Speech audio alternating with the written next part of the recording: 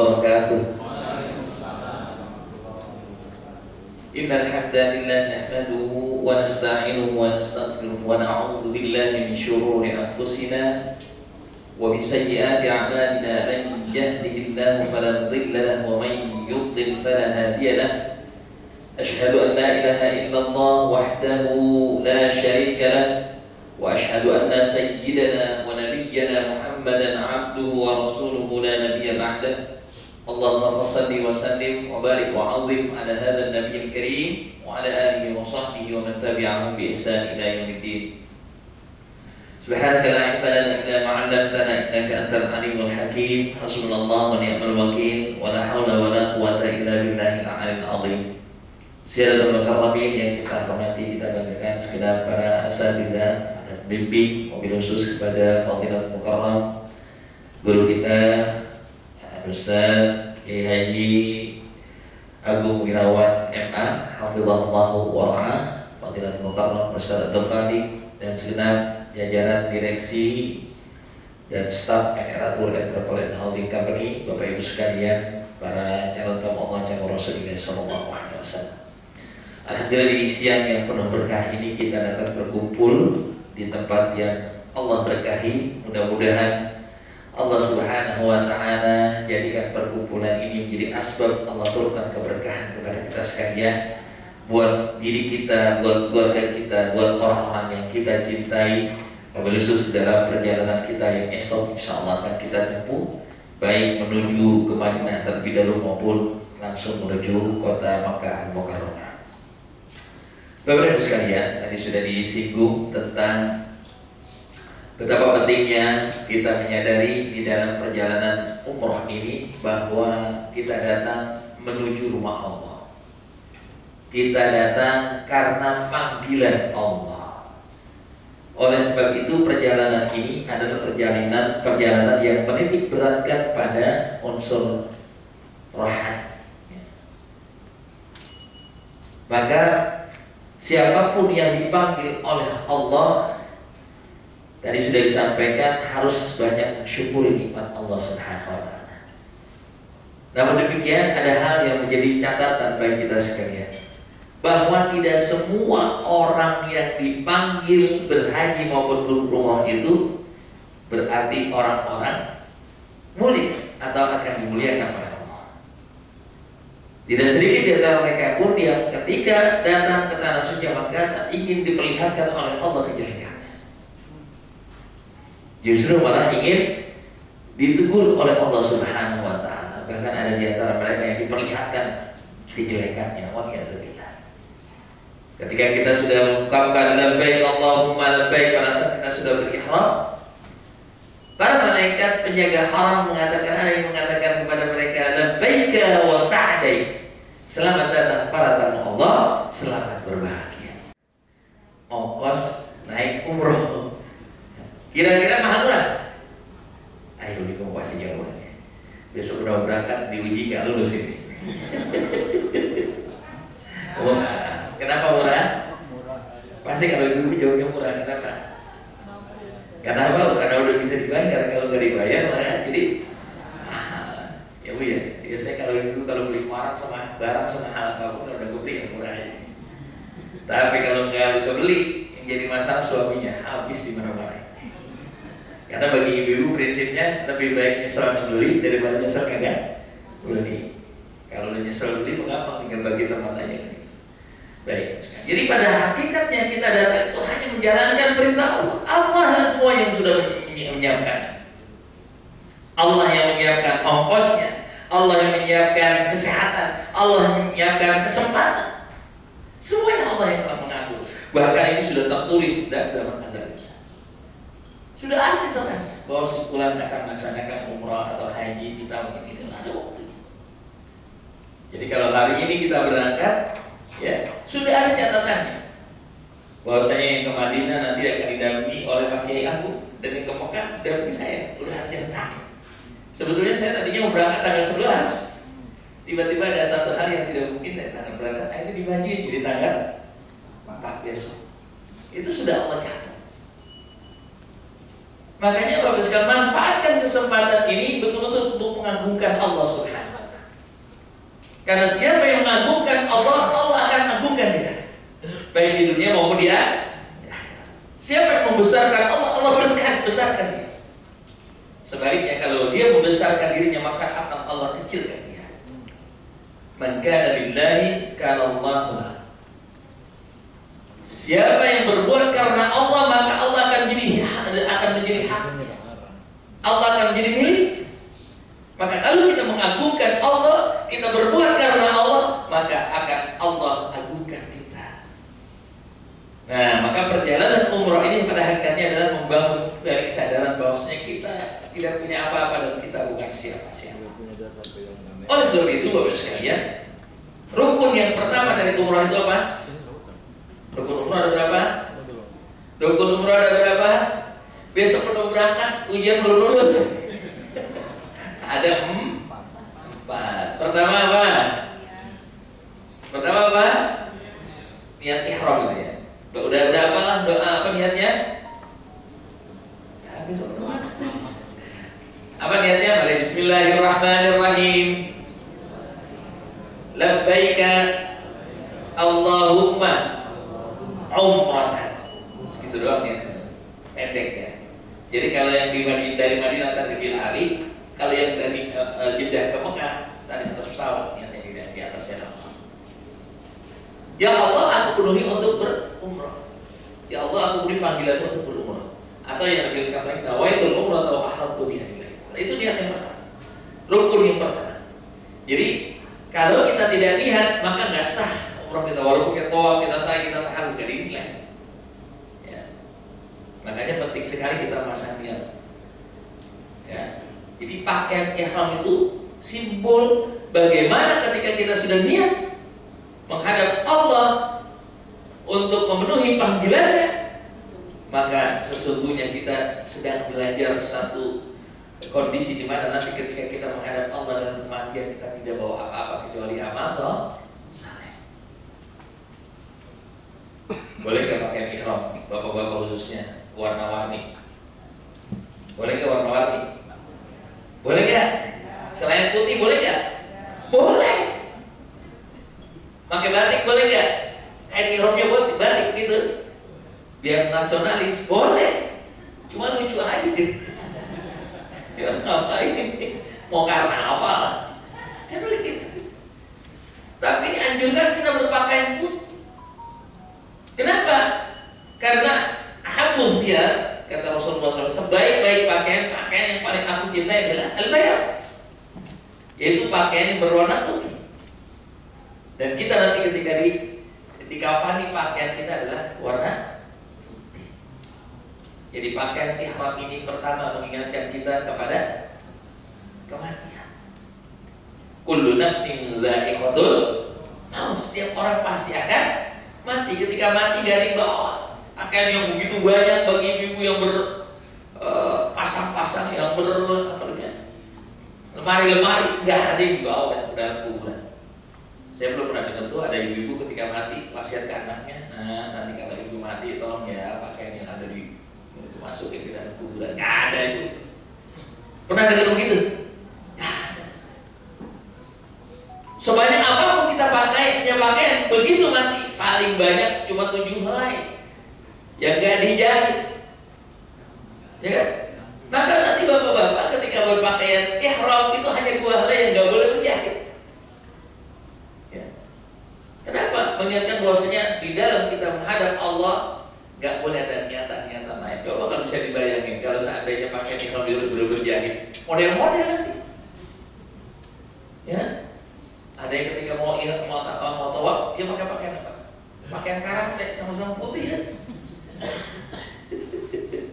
Ada yang tadi yang lebih unik lagi karena dia pencinta horor, dia pakai pakaian putih-putih, pakai apa? Diikat di lehernya. Jadi pocong gitu. Mati sebelum mati. Maka tidak boleh ada pakaian berjahit, hanya 2 helai ya.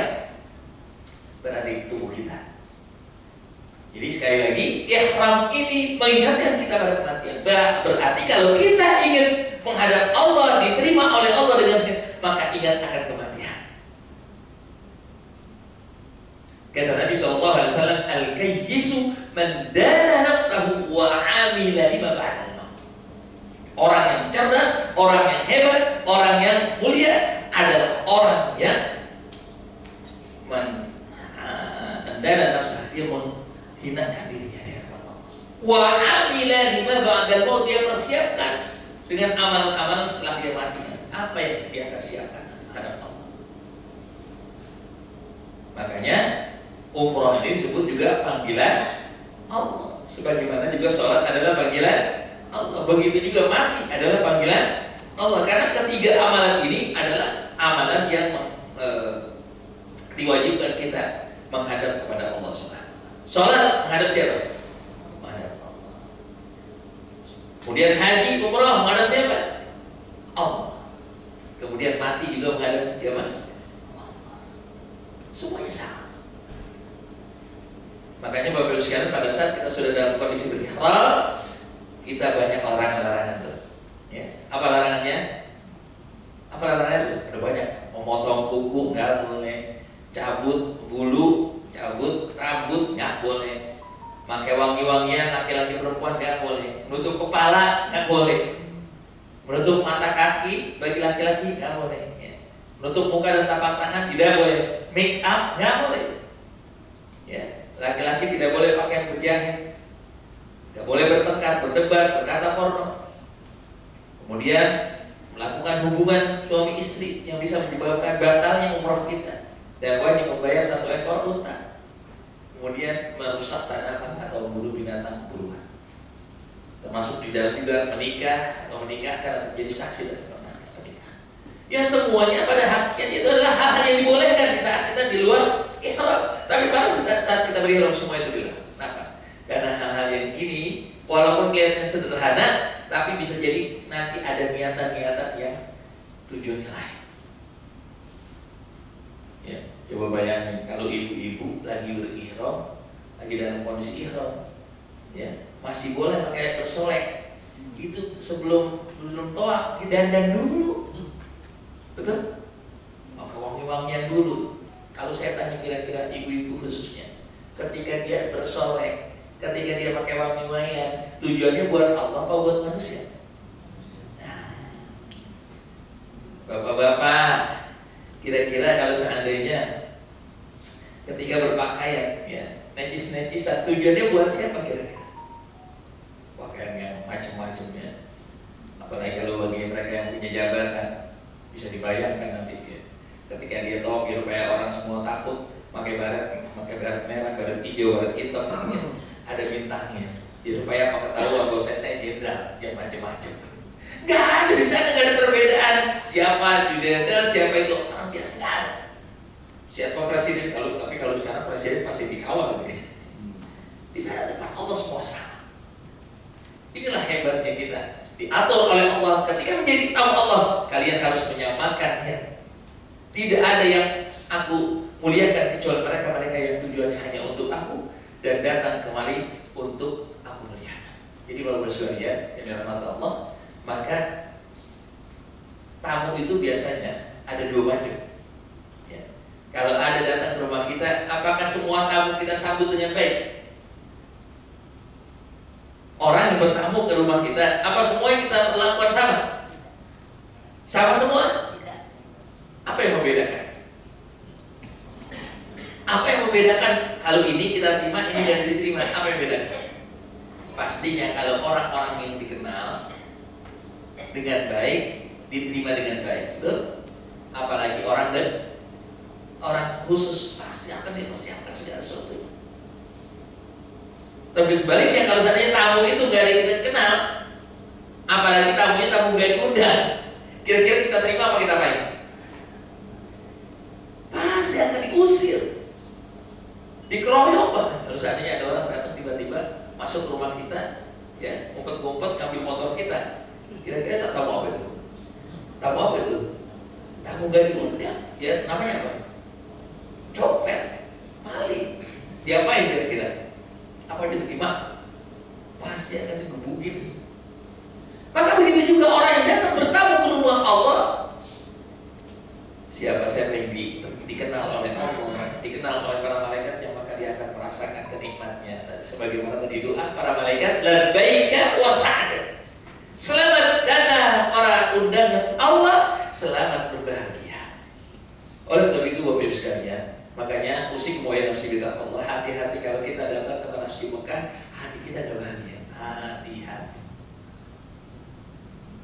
Jangan cuma gara-gara koper belum ketemu marah-marah. Hati-hati. Ya. Jangan gara-gara sendal nggak ketemu hilang waktu masuk masjid. Ini malingnya siapa? Ini nggak usah. Kalau kita hilang sendal ya sudah ikhlas. Ikhlaskan, barangkali kita lupa waktu kecil kita ngambil sendal order.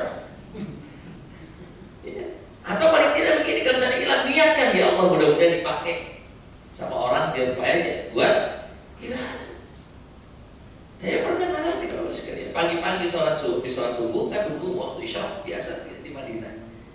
Itu saya duduk, ini tempat sendal, ada seorang orang Indonesia juga udah tua. Ya, tinggal berdua doang itu, ada nunggu isya biasanya nggak rame. Begitu saya mau keluar lah, mana sendal saya tadi kan dari samping ada 2 sendal, yang ditinggal sendal dia mungkin karena udah tua, sepuh mungkin salah ambil sendal dia, udah mudah-mudahan digunakan untuk jangan diambil dari dia, wah pasti ketukar, jangan, udah tinggalin aja. Bisa jadi sendal kita kalau kita ikhlaskan itu seperti sendalnya Sayyidina Bilal.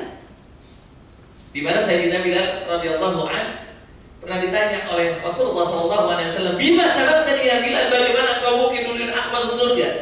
Karena orang pertama kali masuk surga nanti siapa? Membuka pintu surga dan memasukinya siapa? Baginda Rasul. Tapi Rasulullah sudah mendengar trompaknya Bilal ada dalam surga. Subhanallah. Barangkali aja kalau kita ikhlasin dan mudah ada dalam surga. Ya Rabbal, kalau sudah dia udah masuk surga, ilahkan kita masuk surga gitu. Ya, baik. Jadi penting sekali Bapak sekalian bahwa ketika kita berkata mengingatkan kita pada suatu kondisi bahwa ketika kita menghadap Allah kita tidak bawa apa-apa, tidak ada yang kita bisa banggakan kecuali amal soleh kita. Maka perbanyak doa sebelum kita berangkat, ya. Banyak bertaubat, mohon ampun kepada Allah. Kalau seandainya ada kesalahan kepada sama, minta maaf, minta keikhlasan. Ya. Kemudian kewajiban kita laksanakan. Jangan sampai menjadi masalah pada saat kita berangkat. Jangan bikin PR buat yang ada di rumah. Termasuk kita berwasiat pada keluarga yang ada kita tinggalkan, baik pada anak-anak, pada tetangga. Karena begitu adanya. Kenapa kita tidak tahu apakah pulang masih utuh atau tidak? Banyak dosa. Nah, karena tadi lagi saya katakan bahwasanya perjalanan umrah atau haji ini perjalanan menuju rumah Allah Subhanahu wa taala. Baik. Bapak dan sekalian, setelah kita berihram yang merupakan rukun pertama, barulah kita masuk ke dalam Ka'bah, Masjidil Haram. Nanti untuk teknisnya akan disampaikan berikutnya oleh Pak Kiai ini. Jadi pada saat kita sudah dalam kondisi berihram, berarti kita harus siap melaksanakan umrah. Memasuki tanah memasuki Masjidil Haram. Sebelum kita melaksanakan tawaf, disunnahkan kita memandang Baitullah. Sudah tahu doanya ketika memandang Baitullah? Ayo bareng-bareng kita baca. Bismillahirrahmanirrahim. Allahumma zid hadzal baita tashrifan wa ta'ziman wa takriman wa mahabatan wa zid man syarrafahu wa 'azzamahu wa karramahu mimman hajjahu aw i'tamarahu tashrifan wa takriman wa birra birahmatika ya arhamar rahimin. Ya Allah, tambahkan kemuliaan zid hadzal baita kepada rumah ini. Maksudnya adalah Ka'bah, masyaallah. Allahumma zid hadzal baita tashrifan wa ta'ziman wa takriman wa mahabatan. Wazid, dan tambahkan pula man syarrafahu, yang memuliakan Baitullah. Ya. Baik yang berhaji maupun umrah, kemuliaan. Wazid man syarrafahu wa karramahu mimman hajjahu aw ta'amarahu tashrifan wa ta'ziman wa takriman wa birra. Tambahkan kepada mereka kebaikan, tambahkan kepada mereka kemuliaan, tambahkan kepada mereka keagungan. Subhanallah. Dan dianjurkan Bapak Ibu sekalian pada saat kita memandang Baitullah, kita bisa meneteskan air mata. Itulah makna kota Mekah. Mekah diambil dari kata bangga. alladzi bi Makkah mubarakan wa hudan lil alamin. Inna awwala baitin wudi'a lin-nasi alladzi bi Makkah mubarakan. Kata Makkah, sungguhnya rumah yang pertama yang dibangun adalah yang di kota Makkah. Kenapa orang Arab kemudian menyebutnya Makkah? Karena orang Arab itu berat memulai sesuatu dari mim. Makanya kalau kita mengajarkan anak biasa gitu ya, kulibatil ba'u miman. Gampangan nyebut mama atau baba. Anak-anak pertama kecil biasa belajar mama, baru baba. Kulibatil ba dirubah kemudian. Maka disebut Makkah karena diambil dari kata baka yang di orang yang datang ke kota Mekah harusnya dia bisa menangis. Baru sampai Mekah harusnya dia menangis. Begitu masuk batas tanah haram, ya, di mana itu daerah Tanim, nanti ada masjid Siti Aisyah tempat mengambil mikot bisa di situ. Harusnya kita sudah bisa meneteskan air mata. Kalau belum bisa, minimal pada saat kita memandang Baitullah. Kalau nggak bisa juga ini keterlaluan, berarti keras. Makanya kalau kita memandang Baitullah nggak bisa menangis, maka menangislah. Kenapa nggak bisa nangis? Paling kita mau berusaha untuk menangis, minta pada Allah, lembutkan hati. Sehingga ketika kita tawaf 7 putaran nangis. Ketika kita tawaf, maka air mata itu akan menjadi saksi Allah ampuni dosa kita. Air mata itu nanti akan menjadi saksi kelak di yaumil qiyamah, Allah gugurkan dosa-dosa kita. Air mata itu akan menjadi saksi nanti kita dibangkitkan oleh Allah dalam keadaan bulan biar wa muhriman. Lalu diterima mabrur umrah kita, mabrur haji kita, maka dibangkitkan dari kubur kita dalam keadaan pakaian ihram sambil berlarian. Labbaik Allahumma labbaik, labbaik la syarika lak labbaik, innal hamda wan ni'mata lak wal mulk la syarika lak. Makanya kalau orang meninggal ya dalam keadaan pakaian ihram, umpamanya lagi tawaf meninggal atau belum selesai sa'i dia meninggal, belum tahallul, maka tidak boleh ditutup kepalanya, harus dipakaikan dengan pakaiannya. Luar biasa makanya sekalian sebagai saksi nanti dia dibangkitkan oleh Allah dalam keadaan kematian. Selanjutnya sekalian, tawaf di mana kita melakukan tawaf? Di mana? Ya? Kira-kira tawaf selain di Mekah bisa nggak? Di Ka'bah bisa nggak? Selain di Ka'bah itu, boleh nggak? Tawaf di luar Ka'bah atau di selain Ka'bah bisa nggak? Kalau tawaf hati bahasa boleh. Kayak ibu selesai nanti dari tawaf di mall itu namanya tawaf. Tawaf itu apa? Muterin. Tapi kalau yang namanya tawaf yang dimaksud adalah ibadah tawaf itu hanya bisa dilakukan di Ka'bah. Bahkan kalau kita keluar Masjidil Haram, kita muter Masjidil Haram, maka nggak dianggap sah terus kalau tawafnya. Itu namanya mawafin atau muterin Masjidil Haram, bukan tawafin. Maka tawaf itu wajib. Kenapa? Karena itu simbol kerajaan Allah, harusnya Allah di langit. Harusnya Bapak Ibu sekalian, kita tawaf itu bukan di dunia, bukan di bumi, tapi di mana? Di mana? Di sana di atas. Di Sidratul Muntaha. Cuma pertanyaan siapa yang bakal sampai ke sono? Travel mana yang sanggup sampai ke sono biayain? Nggak ada. Makanya Allah kasih kebijakan. Allah perintahkan malaikat Jibril kalau letakkan tuh simbol di bumi sebagai tempat, disitulah letaknya arsy-Ku, tempat di atas. Jadi Ka'bah itu adalah simbol daripada kerajaan Allah di bumi. Maka pada saat kita tawaf berarti kita membersamai para malaikat, ibadah membersamai malaikat. Subhanallah. Bareng-bareng sama malaikat, malaikat itu gak pernah putus, tawaf. Kalau kita kan berhenti pada saat kita melaksanakan sholat, Allahu Akbar, berhenti itu orang tawaf. Tapi malaikat tidak berhenti, terus mereka bertawaf. Ya. Selesai dari putaran, diganti lagi malaikat yang berikutnya. Muterin apa? Arsy-nya Allah SWT di Sidratul Muntaha. Itu yang pertama. Kenapa kita bertawaf di Ka'bah Musyarrafah? Dari mana kita memulai tawaf? Dari mana Bapak Ibu sekalian? Dari rukun Hajar Aswad. Yang ada ini ya, tandanya itu Hajar Aswad. Yang dikelilingi atau ditutupi oleh perak. Kalau dulu emas ya. Kalau dulu tutupnya itu terbuat dari emas, sekarang dibuat dari perak. Jadi berapa kali kita berputar Bapak sekalian? 7 putaran. Kenapa nggak 10? Boleh nggak kita berputar 10? Boleh aja, tapi yang sisanya nggak dihitung. Karena memang dianjurkannya hanya 10. Hanya 7 putaran. Kenapa? Ini menyimpulkan di dalam kita beribadah kepada Allah harus maksimal.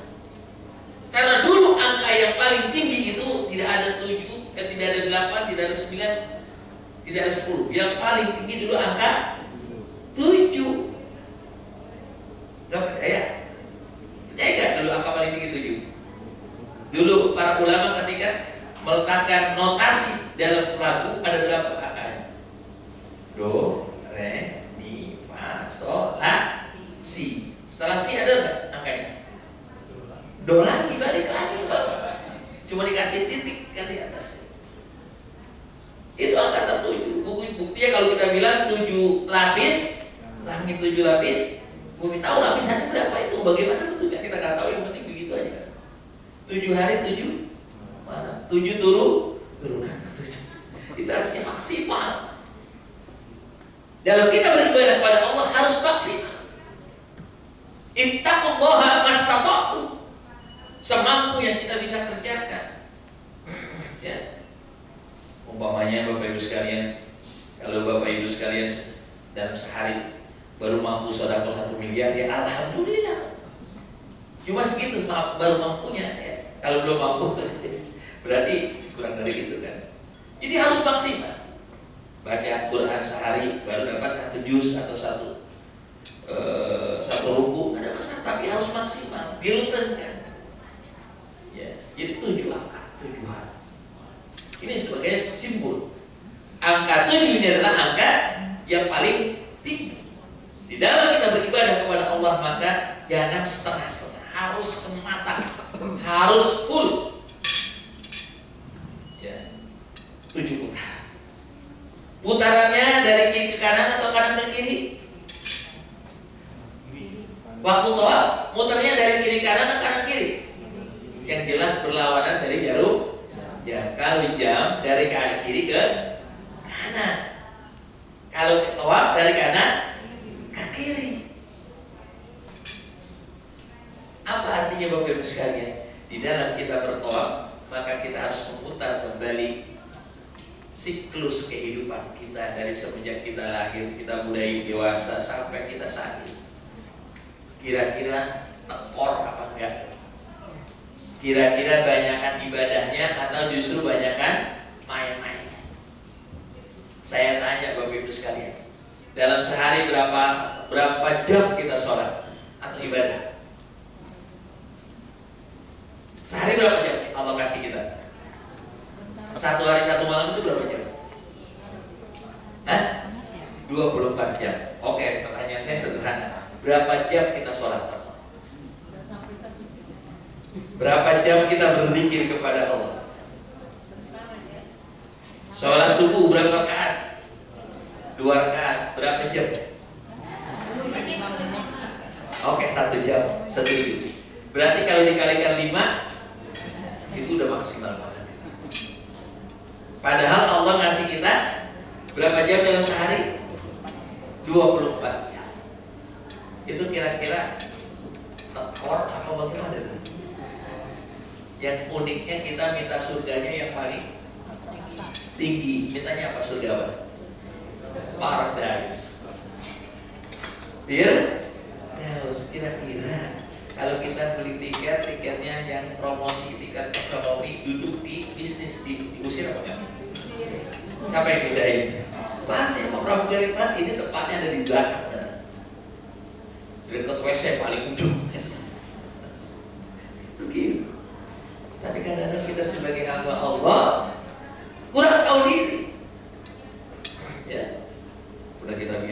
bayar yang kita bilang mahal. Ya, waktu tawaf juga udah ngeluh-ngeluh, kapan selesainya bosan? Kapan selesainya? Kapan selesainya? Belum mulai tuh kapan selesai? Dia mendingan kagak usah berangkat umrah kalau gitu. Bosan kapan kita pulangnya? Lalu kalau berangkat udah kapan pulangnya?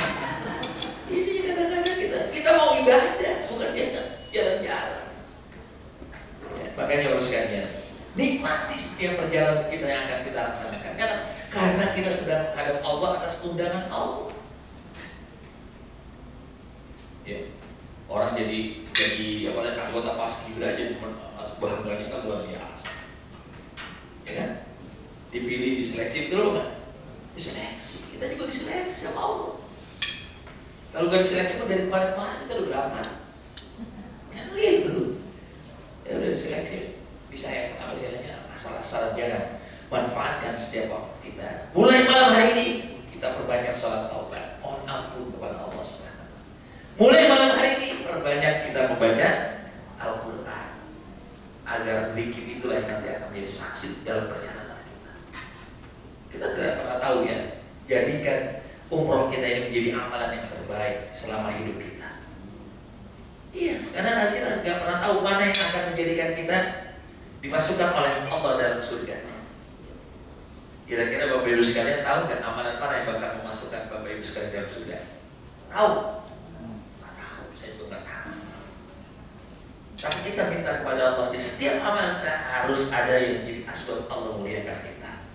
Sudut Hajar Aswad dan pintu Ka'bah itulah tempat yang sangat mustajab untuk berdoa.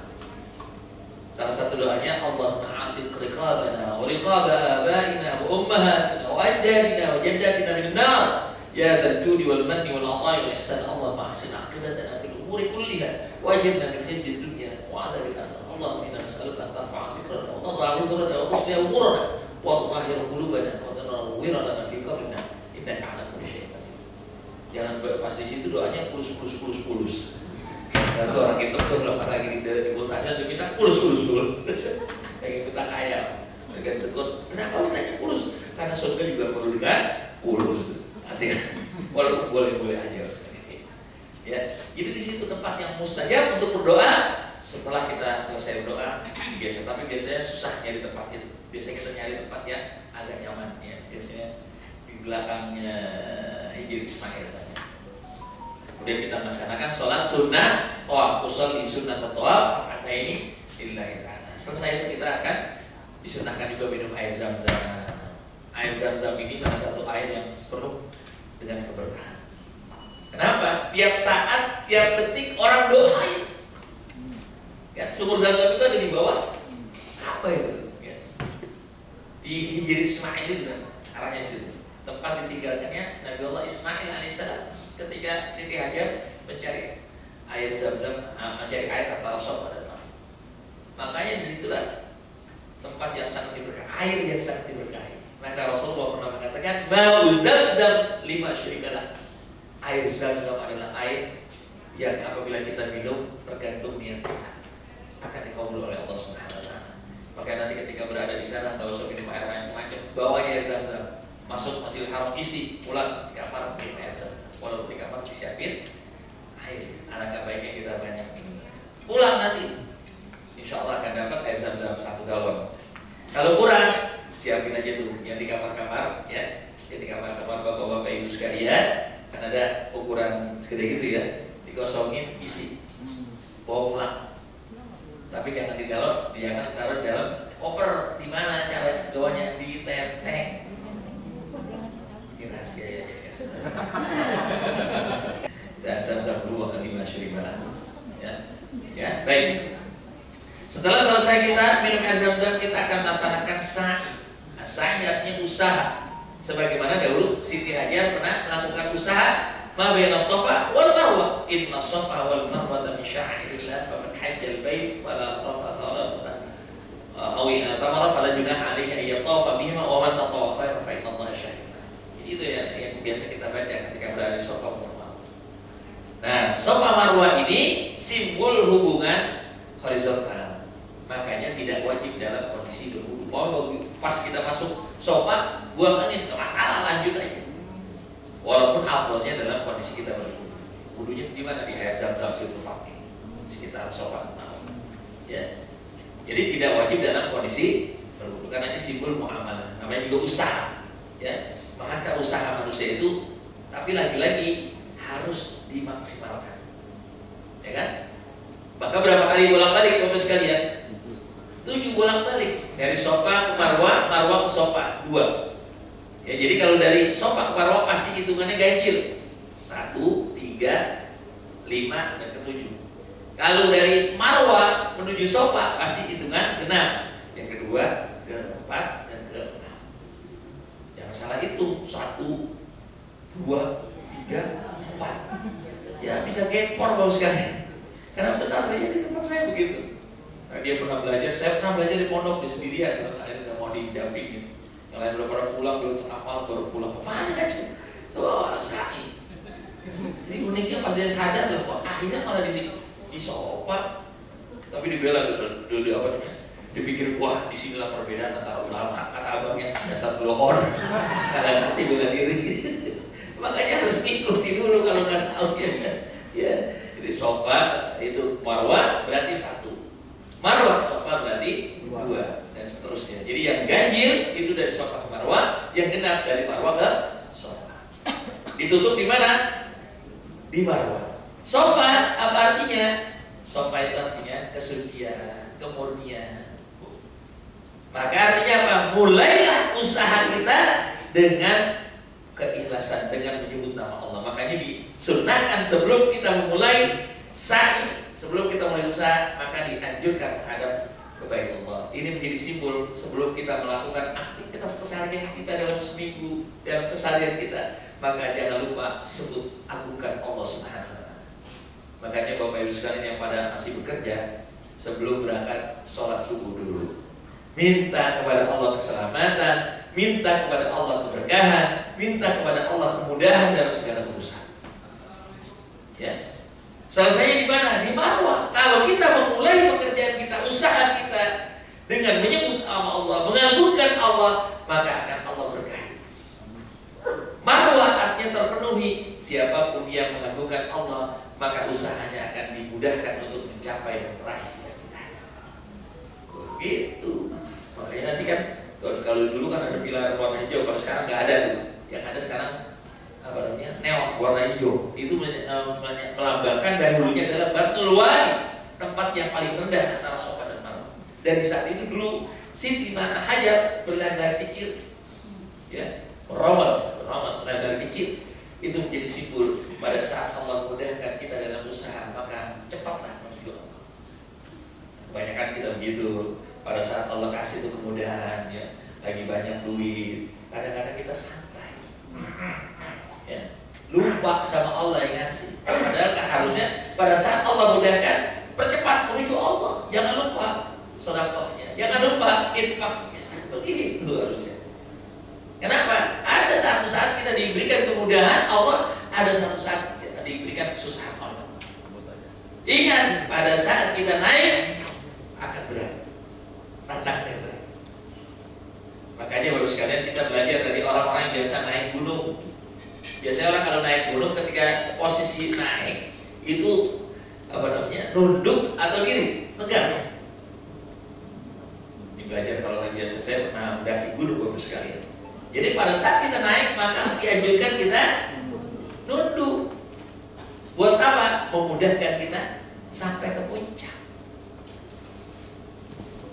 Itu mengisyaratkan pada saat kita diberikan oleh Allah lagi apa keutamaan, kelebihan, maka sering-seringlah lihat kepada yang lebih bawah. Undur ila man huwa asfala minkum. Ya. Kadang-kadang kan kita pas lagi di itu melihat yang lebih tinggi, wah lu lebih menjarnya orang atas. Hati-hati, itu bisa menjadikan kita jatuh. Sebaliknya, pada saat kita menuruni bukit, dianjurkan kita tegak atau nunduk. Hah? Pada saat turunin tegak, biar supaya apa? Gak gampang jatuh, gak kejungkal. Artinya pada saat kita sedang mengalami ujian, maka harus kuat. Ya kan, pada saat lagi dikasih sama Allah kenikmatan, lupa diri,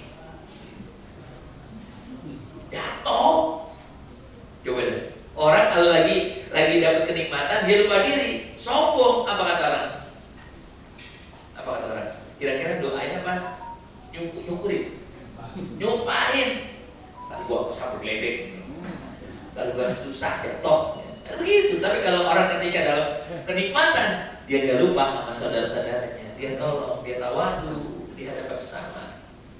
Maka insya Allah semakin Allah muliakan, mudah untuk mencapai puncak.